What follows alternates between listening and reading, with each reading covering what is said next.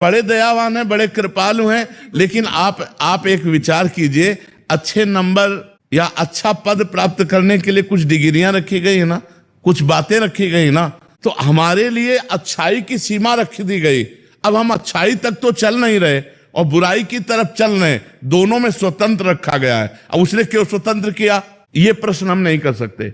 उसने दोनों के लिए तुम्हें स्वतंत्र किया है, तुम अच्छाई से अच्छाई करके उत्तम से उत्तम देवता ब्रह्मलोक तक, तपलोक, महालोक, जनलोक, सत्यलोक, वैकुंठ लोक, जहां चाहो वहां जा सकते हो। लेकिन आप क्यों बुराई की तरफ जाते हो?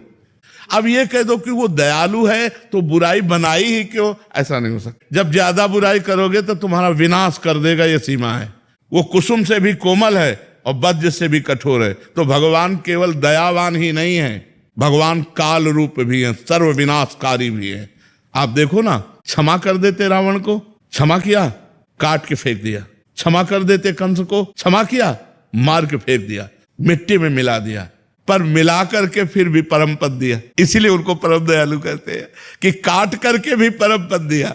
उनका कृपा का जो स्वरूप है वो दो रूप में है, वज्र से भी कठोर। तो हम ये समझते हैं उसका हर विधान मंगलमय है, उसका हर कार्य मंगलमय है, और हमारा हर कार्य माया जनित है। हमको होश में चलना है, नहीं हम वो विधाता। जैसे देखो, आप अच्छे कर्म करते हैं, जब हमारे बच्चे खेल में, तो प्रधानमंत्री उनसे बात करते हैं, लेकिन वही जब गलत काम करता है तो न्यायाधीश उसे फांसी दे देता है। कष्ट तो हमारे कर्म हमको दंड और पुरस्कार दिलाते हैं।